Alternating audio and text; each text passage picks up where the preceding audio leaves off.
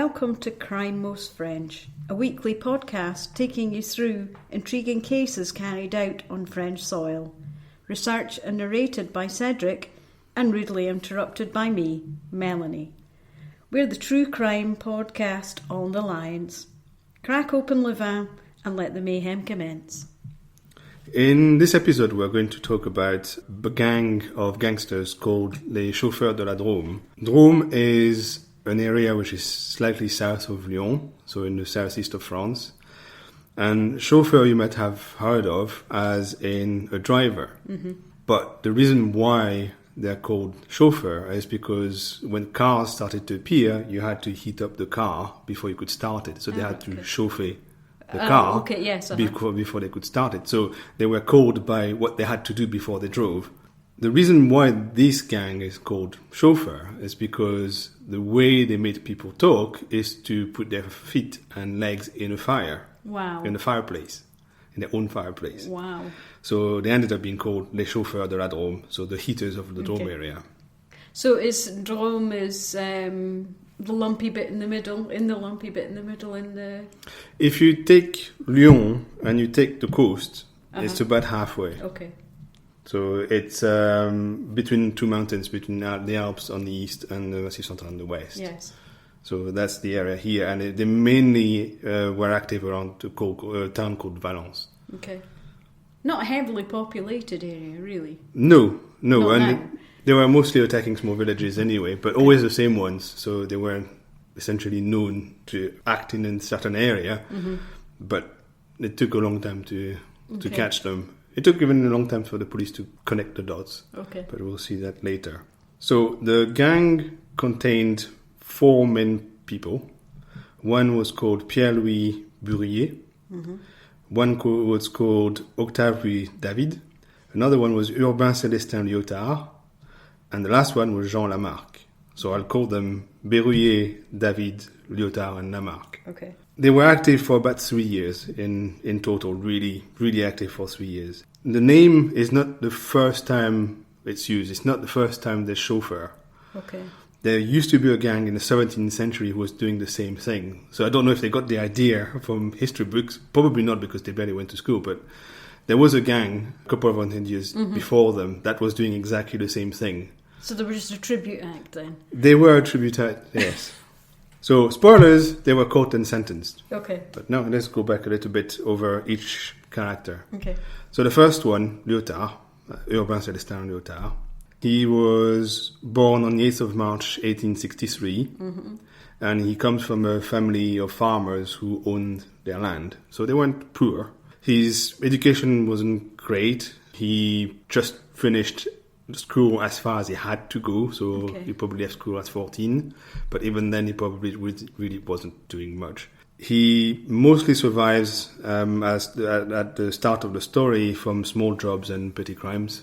He's a mason, he's a lumberjack, he's a cloth dealer, he's a farming machinery operator, and his employers don't like him. They say he's rubbish at what he does, and he obviously doesn't want to be there, just does something to get money. Yeah. He also deals with contraband matches.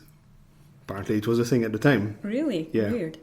Yes, because how much money can there be in contraband matches? Well, but apparently there is. I guess without electricity, there would have been a need for, fires lit every day, and a lot more people were smoking, perhaps. No, I guess I could see it, but per counter...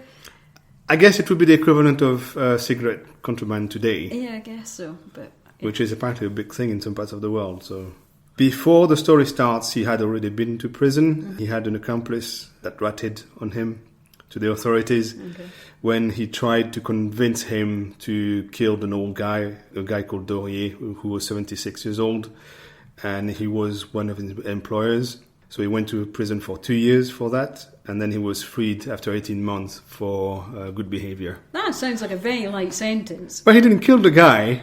He just wanted to kill him, and his accomplice went to the police and said, I'm not doing that, but he wants to do it, and he went to prison. So it's a light sentence, but at the same time, he didn't actually do anything, and at the time, they probably didn't know if he would, but it was his idea. Okay, without the aid of precogs and Minority Report, we can't prove he was actually going to do it. But still, 2 years doesn't feel like a lot. No. He also is thought to have committed a few thefts and insurance scams, including on his own house. He burnt it down to try to get money out of it. But he was never condemned for it. It's just he's suspected to have done it. It's not known why he decided to kill people. He wasn't poor. He had money to live. He had enough of it. He had a wife. His father-in-law was living with him. And as far as we know, the household has enough money to live okay. So it's not clear why he decided to go and kill people. He might just have been a scumbag. I think ultimately. He sounds like a wrong'un. Yes. However you look at him, he sounds like a wrong'un. So the second character is Octave Louis David, which we'll call David. He was nicknamed the Parisian because he was born on the 14th of March 1873 in Boulogne-sur-Seine. He was an orphan very young. He was 2 years old when his father died. He was 10 when his mother died. Oh dear. He had 12 brothers and sisters. Whoa! He was brought up by his brothers who taught him how to steal stuff. So he was bad from the start. Sounds like Oliver Twist. Yes. He went to school. He obtained his certificate at 14, which was at the time the end of school for most kids. Yeah. From there, he went to juvenile prison and he gets out at 18. That's quite a career path. So he went from school to prison and then out at 18. God. He then joins the army and he takes part in the Algeria and Madagascar campaigns. And that's really why you send the bad dudes that even the army doesn't really want. Okay. Because it was very, very nasty. So especially Algeria. So he spends 9 years in the army, but out of these 9 years, he spends 6 years in disciplinary battalions. Oh my God. Hence the Algeria. And he even ends up in front of a tribunal in Hanoi in 1895. So he also ends up in the Far East, but in front of a military tribunal. He comes back to Paris. He serves 3 years in prison for theft, again. And that's where he meets one of the other members of the gang, Jean Lamarck. That's the reason why they ended up in the Drome area, because Lamarck comes from there. So essentially tells him, come to my area. It's a lot easier.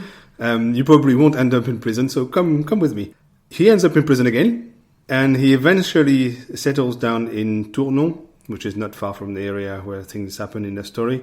He gets married to a woman called Madeleine Markel. She's called La Rigotte. Everybody had a nickname at the time. Okay. He sells postcards on the market, and he survives, kind of. And he eventually moves to another town called Bourg de Péage in 1907. Okay. Still in the same area. In his last will and testament, which is published in a local newspaper in 1909, he gives things away to people. He really doesn't have much to give. But he gives the skin of his knees to the cop who arrested him. That's dark. So he can always smell a gang member under his nose. And he wishes illness and death to everyone who cheered at his sentencing. I see. That's in his will before he's Not killed. that he's bitter about it at all. Yeah, he looks like another bad one. Yes. The third member is Pierre Gustan Louis Berruyer. So he was born on the 25th of August 1873 in Marge. I don't know where Marge is, but I suspect it's close to where we are now. His father was a landowner and his mum was a maid, and he had 8 surviving brothers and sisters out of 12, which is probably a fairly good score at the time. Yeah. He's the most educated of the gang. He's been to school until 14, maybe even 18. It's hard to know, but apparently did okay in school. He marries Adrienne Gabrielle Bray on the 22nd of September 1898, and they have 4 kids. Well, that's not even trying. 4. Come on. He has lots of small jobs, from farmer to postcard sellers or seller on markets. He's even a colon in Algeria. Colon is like the lowest level of farmer. Okay. You don't own a land. You work for next to nothing, long hours, and you do the worst jobs. That's what a colon is. Mm-hmm. And when you do it in Algeria, that's probably one of the worst places to do it. What on earth do you grow in Algeria? He probably didn't have the choice. He was probably sent there. He was probably given... When areas needed to be settled, they essentially gave you some money and they said, go and farm over there. Mm-hmm. And you try, but only if you really have nothing else. I guess the Scots equivalent would be like a crofter. It is essentially a crofter, but worse than a crofter. You don't even get a house. Probably not. You have to pay for it, I suspect. Okay, wow. You have to buy a house or rent a house. So basically just a farmhand then? Not really, because a farmhand is an employee, whereas a colon is working on his own. Wow. He's given a land to rent, possibly a house to rent, and essentially he has to grow whatever he can on that land. So that's and it's usually the worst areas. It's basically just a zero contract farmer. Yeah. Mm-hmm. I had ancestors who were colon as well, and usually when they get to the level they're calling themselves farmers, they've arrived. Yeah. And when you call yourself a farmer, you don't even own your land, because if you own land, you call yourself a landowner. Okay. So at the point when you get to the farmer, you essentially work for someone, but you have fairly good conditions. Okay. Colon is below that. Wow. So that's what he does in Algeria. And when he meets the others and create the gang, he's essentially starving. Wow. Because he has nothing, he can't grow anything. So his motivation's easy to see. His motivation is fairly clear, yes, because it was that or die. Mm-hmm. So we can nearly understand it.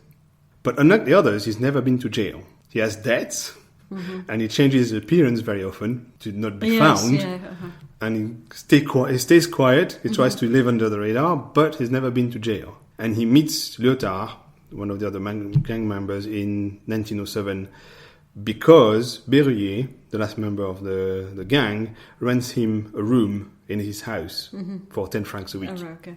And that's how they meet. Mm-hmm. And they will use his house, Berruyer's house, as their HQ, because it has 2 entrances. A quick exit. Yes, you can get out one way or the other if you need to. So finally, Jean Lamarck, the last member, he was born on the 18th of March 1883 in Bordeaux. Mm-hmm. So you have 2 from the area, one from Bordeaux. His mother was a seamstress, and his father is unknown. Okay. He has a distinctive mark, which is a 20 centimeter scar above the sternum. Okay. I didn't find any explanation for it, but you can imagine what it could have been. He was probably stabbed or whatever. Something happened to him. He's a shoemaker, and he sells various goods, and he also runs a prostitution ring. Nice.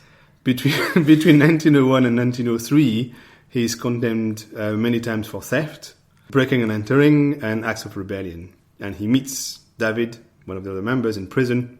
That's where you meet all the nice people. When he's serving his sentence as a prostitution ring runner.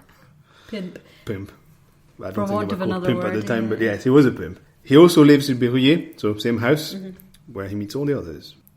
Now, the gang had a few accomplices that helped them at various times. Sometimes they essentially survived because of them. So one of them is Auguste Finet, who's known as Romarin, because he had a nickname like everybody else. He's the fence. Okay. So when they steal stuff that they can't sell straight away, they give it to him and he finds a buyer somewhere. But the gang doesn't trust him, and they eventually kill him. We'll go back on that later, because they were worried that he might talk when he's drunk. Apparently he's a good talker when he drinks too much. And they decided, no, we have to get rid of him, so they did. He's also accused by the gang members to have tried to seduce Berruyer's wife. We don't know if it's true, but they accuse him of that. And he has a mistress called La Poule Noire, the black hen. Oh, yes, Because they're... Poule Noire, yeah. Why not? Another accomplice is Noémie Nirette, La Poule Noire, the black hen, and that was because of her hair. She's the daughter of a farmer, and she's working as a domestic in a rich household. Okay. She appears to have been raped by her second employer, but nobody was convicted of anything. It's just a rumor at the time, and she's pregnant. That's how she explains it. But she didn't want the baby, so she killed it when it was born. Oh, my God. Okay. So after birth. She was tried for infanticide, but she was acquitted. The jury decided that they understood why she had done it, and she didn't go to prison. Okay. And after that, she started her life of crime. That was the switch. Yeah, clearly. The second last accomplice is Hippolyte Calleux, a.k.a. Belleuil, Nassau, mainly because he had one larger than the other. Okay. So he had a nice eye. He was born in Bourg-de-Péage. We know someone who lives there. Yeah. And he was left alone from an early age by his family, so he was doing whatever he wanted. Yeah. He lives off petty crimes, and he ends up in juvenile at 14, like pretty much everybody else. Yeah. He plays intermediary for prostitutes, so he finds them clients. Okay. At 14, and he meets Noémie Nirette, the Black Hen, yeah. who is Romain's mistress, and that's his introduction to the gang. Okay. His importance in the story is that he manages to warn one of the gang members, Lamarck, before he gets arrested in 1908. Okay. So it allows him to flee, and he disappears. He's the last gang member that's not arrested, and that's because of him. And finally, the last accomplice of the gang is Louis Lucien Bernier, who was born on the 19th of October 1876. He's married with 2 kids. He went to jail for 6 days in 1906, and then for 15 months in 1907. And of course, guess what? That's why I met the others. Of course. He was known in violence for being a thief and a fence, and he's arrested because of his activities with the gang, as he's gone back to Paris and works as a baker. So they looked for him.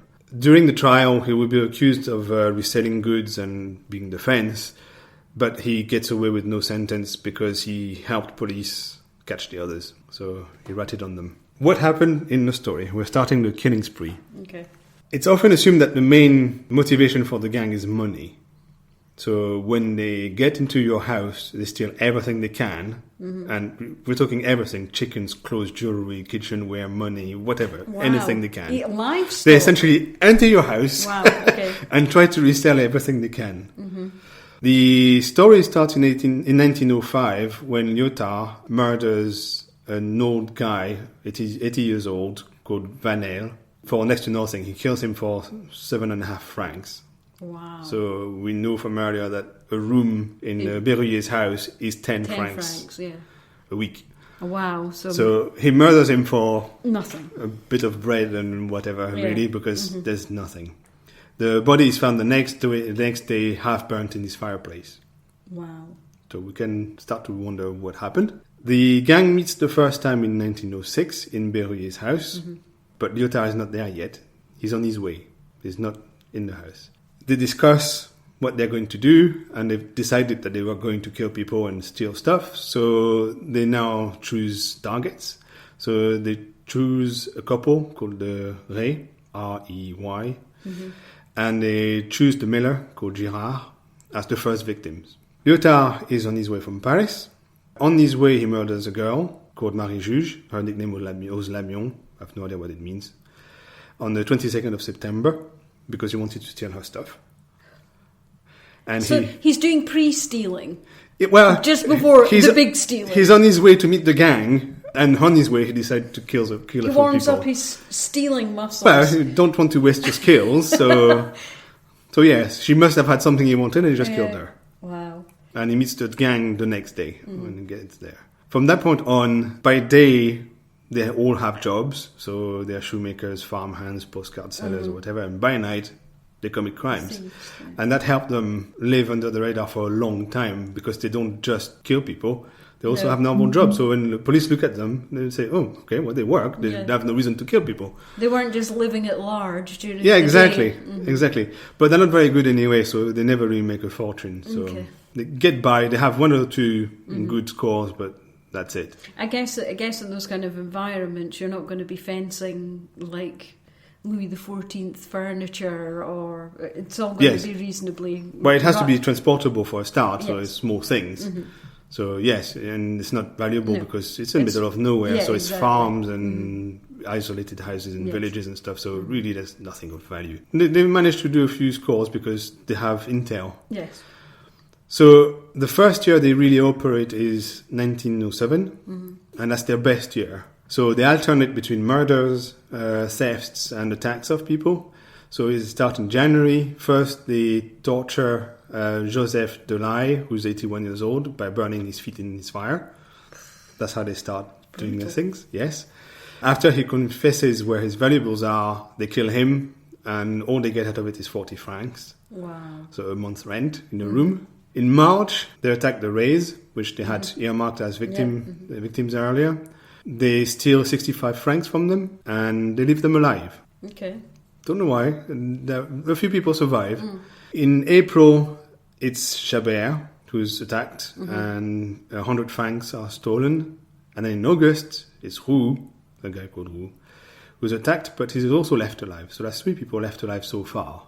On the 11th of August, they also attack a guy called Frédéric Tardy, but he's not as lucky. They attack him, they crush his skull, and they never find his money. But better than that, his neighbor is charged for the murder and sentenced to hard labor for it. Oh, no.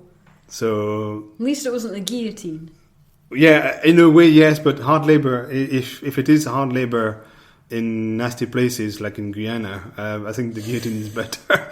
You'd rather lose your head rather than... Well, the life expectancy in those places is about 3 months anyway, so... Wow. You don't go there to live very long. No. Yeah, the neighbor was sentenced for by mistake.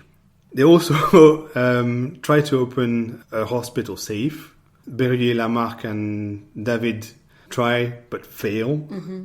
So they're pissed off, so they find somebody else. So they find Jean Malbouré, 72, and they again hit him, burn his feet, but he doesn't talk. So they smother him and they search for his money, and they find 900 francs in his house. Wow. So that's one of the big hits. That is a good haul. It's getting better, but that took them most of a year to get to that level. Okay, yeah. So they're not, as you said earlier, they don't live large, they don't buy fast cars and stuff. That's the archetypal French, isn't it, really? Not showing off your money, so... Yeah. So after that, they try to attack pharmacists in a town called Drome, which is next to Valence. But they give up because the safe is too heavy. They can't move it. So instead, they go and attack a guy called Eugène Gérard, who carries large amounts of money with him and is stupid enough to brag about it. Ugh, dumbass. Yes, so he's murdered on the road by strangulation on 24th of May. This time it pays off, because he was bragging for having lots of money, and he did.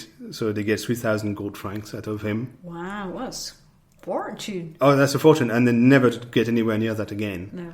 But that guy was really stupid. Yes. Can't blame him, obviously, he's the victim, but... Nouveau riche. Must have been nouveau riche. I don't know where he got his money from. I didn't get any explanation for it, but really, walking around the streets at the time with 3,000 gold francs, which would be something like 90,000 euros now, is really stupid. So they go quiet for a little while, because that was at the end of the summer. Well, they've got all that money. I guess they don't really need to. Yes. But they start again in October. They rob a church.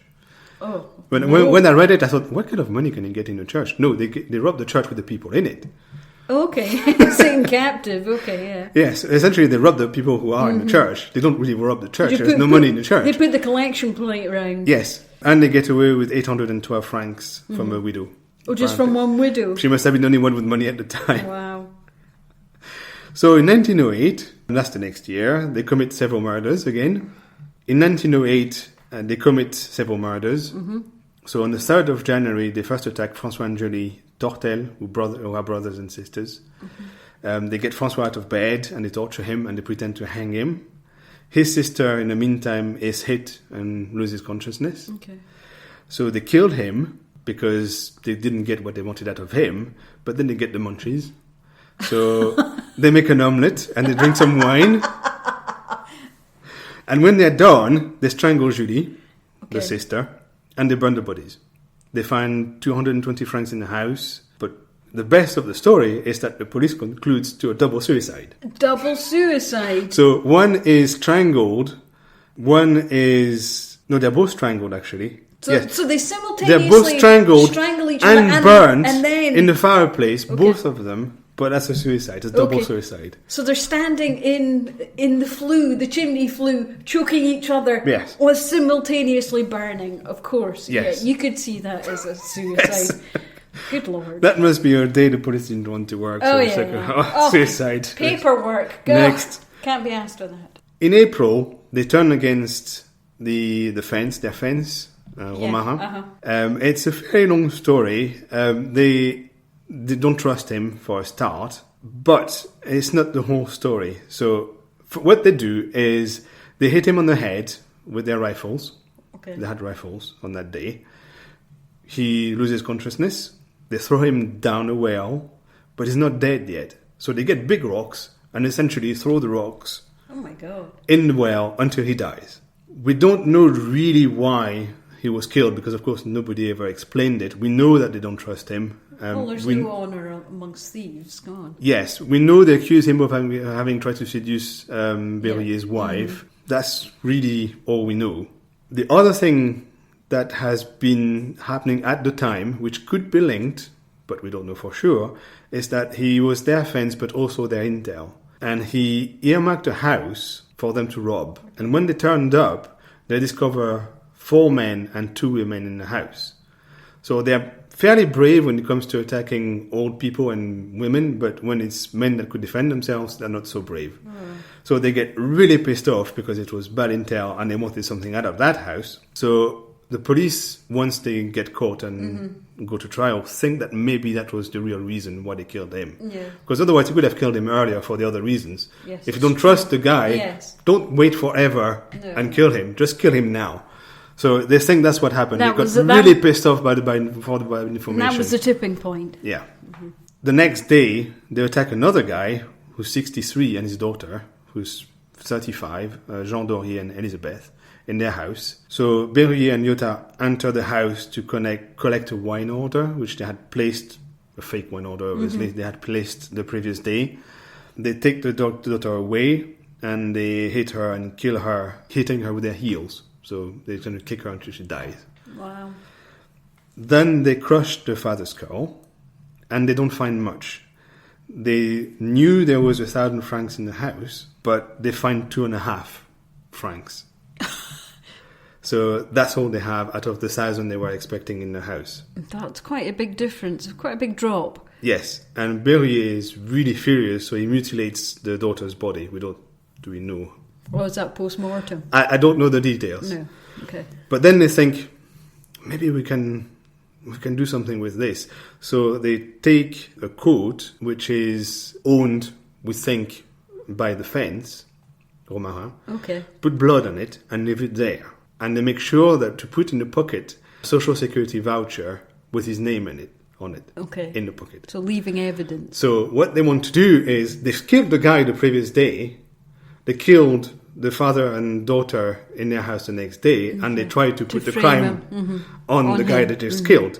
Because it takes a long time before they find his body. Because, of course, he's at the bottom of the well covered in heavy stones, so it takes a long time. I have images of the ring going through my head of this guy trying to crawl up of the well. Creepy. In July of the same year, they attack a fairground worker called Duport in Valence, and that's the last thing they do, because after that they get arrested.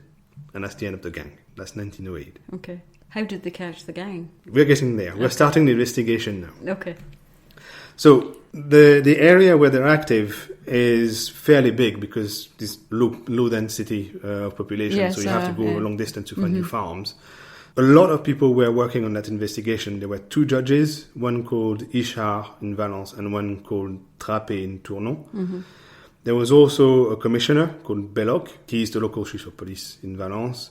And then there was a brigadier, so a brigade chief called Chauvin. And then there was a mobile brigade from Lyon. So they were really looking for them. Wow, yeah. They knew something was going on. The mobile brigades were one of the 12 that were created in 1907. You might have heard of them. They're called Brigade du Tigre. If you have seen Lupin, he's named after Arsène Lupin. Yeah. From a series of books. He's being chased by the Brigade du Tigre because it takes place early 20th century. Okay. These brigades were new, they were mobile, and they were created by Clemenceau. Okay, yeah. The Tiger. Because he was interior minister at the time. and he wanted to get tough on crime because the local police forces were really useless. So he created these specialized forces, which are mobile, so they had cars and stuff. And they went around the country and tried to catch criminals. So they sent one of those from Lyon to find these guys. So they're basically like the Sweeney. They go wherever the crime is. And Yes. Mm-hmm. Yes. So there's also a guy coming from Paris to oversee the whole thing. He's called Élie Goldberg. He also has a whole bunch with him of inspectors. So there's one called Brieux, one called Gustan, and one called Sartre. Mm-hmm. They collaborate with the local police, obviously, because they're on site and they know the area. They extract confessions from the people they arrest. So we're not talking rough interrogations from the 70s. We're talking like medieval stuff from the 19th century. Yeah. So you don't want to be questioned by the police. No. So there was probably very few things they weren't allowed to do. No, so there was no good cop, bad cop. They were just bad cop and awful cop. Yes, exactly. So the first one to be arrested is Lyotard. He's arrested in Valence.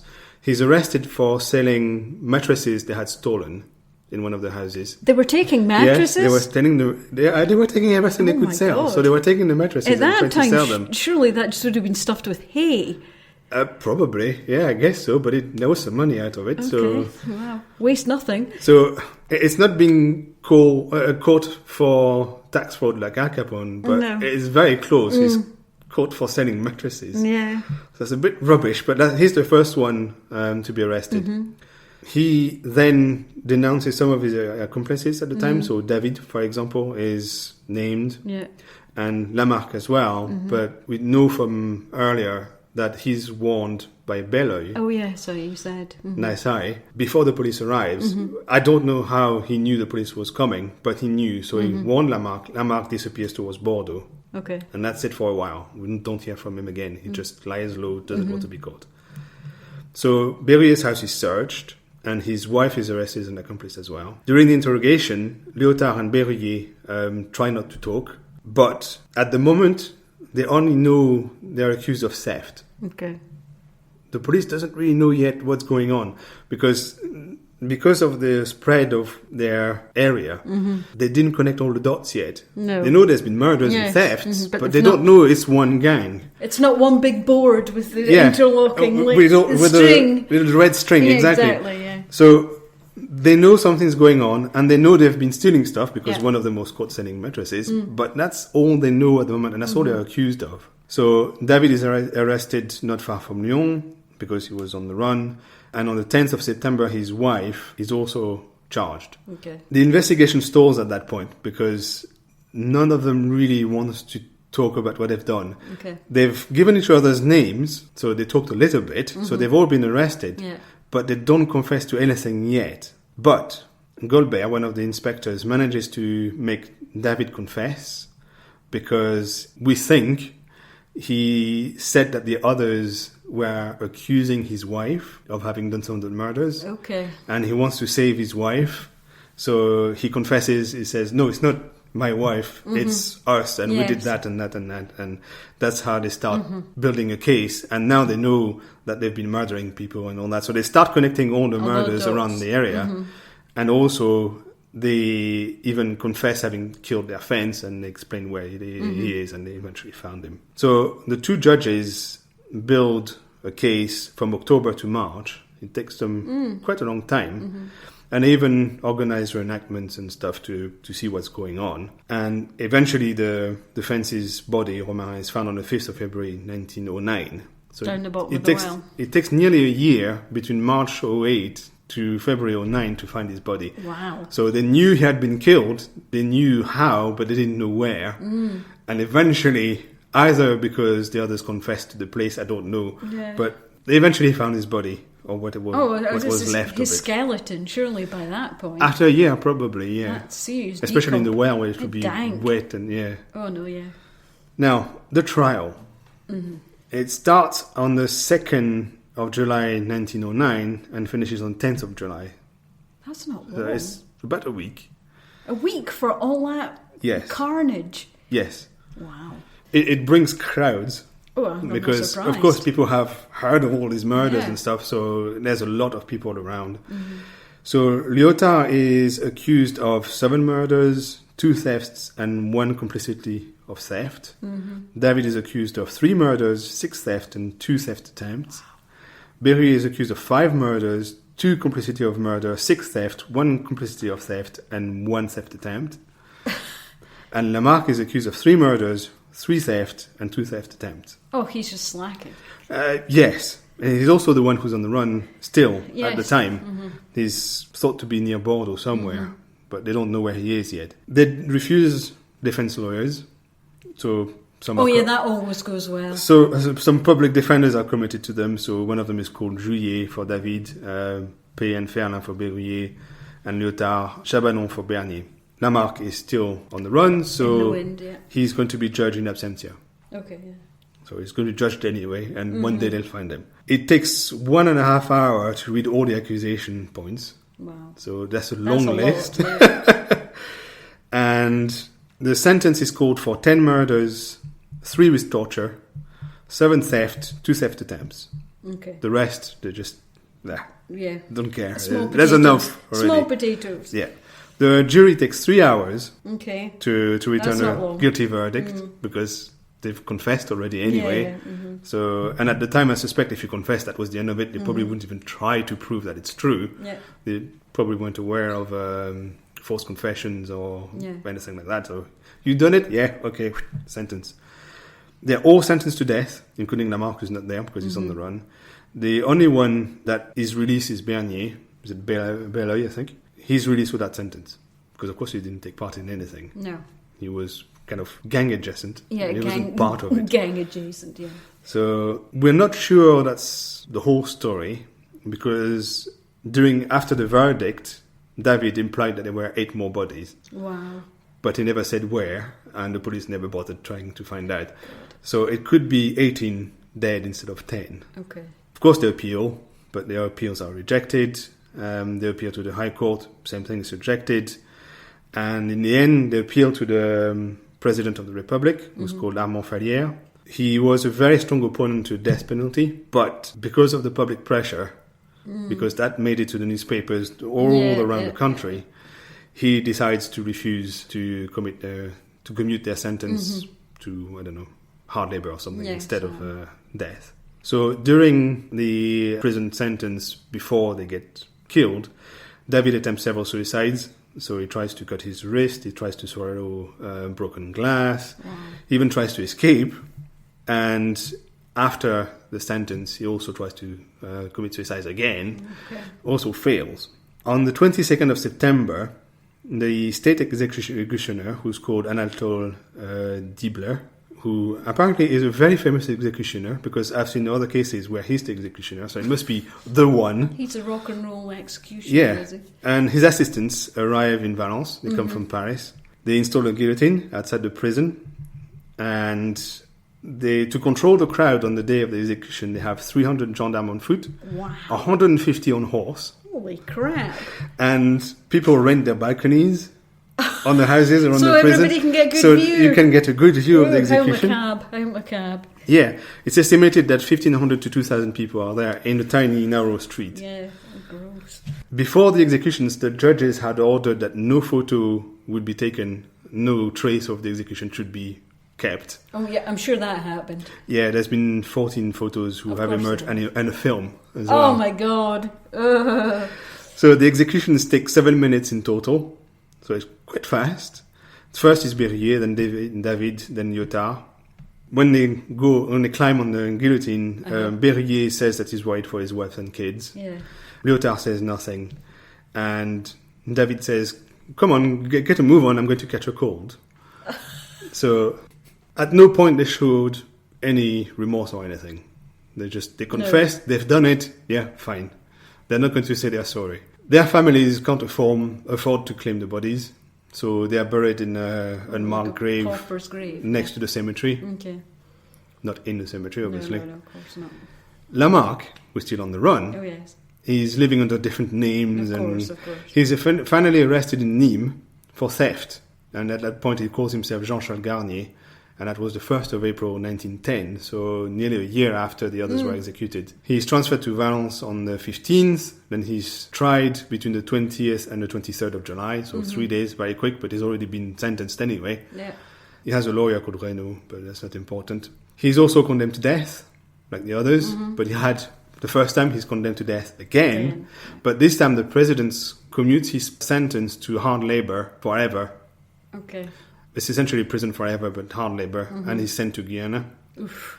So I have the papers that show that he's arrived in Guyana and all information about him. And how long did he last? I don't know, I couldn't find, but given the life expectancy, normally months at best.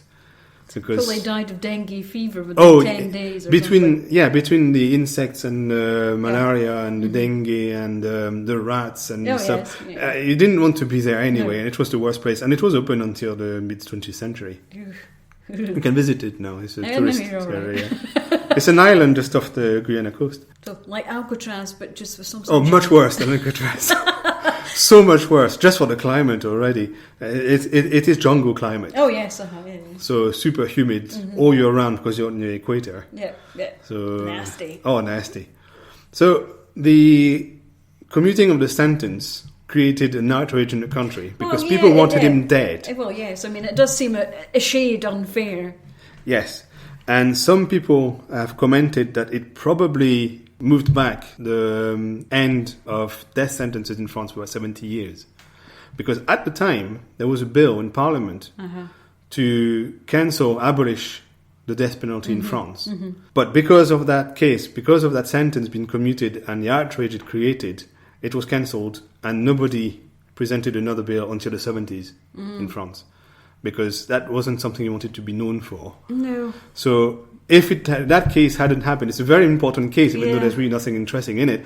It's a very important case because without it, the death penalty would have been one of the first ones cancelled in the world. Yeah. And instead of that, France is one of the late countries, not the last ones, but late because the US still have it anyway. Yes. One of the late countries doing it because the last execution was 77, I think. Yeah, that sounds about right.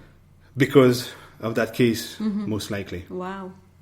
Oh, well, there you go. So that's it. That's the heaters of the Drome area. Yeah, and I think the moral of the story is, if you've committed that much murder, go on the run, because you might avoid the chop.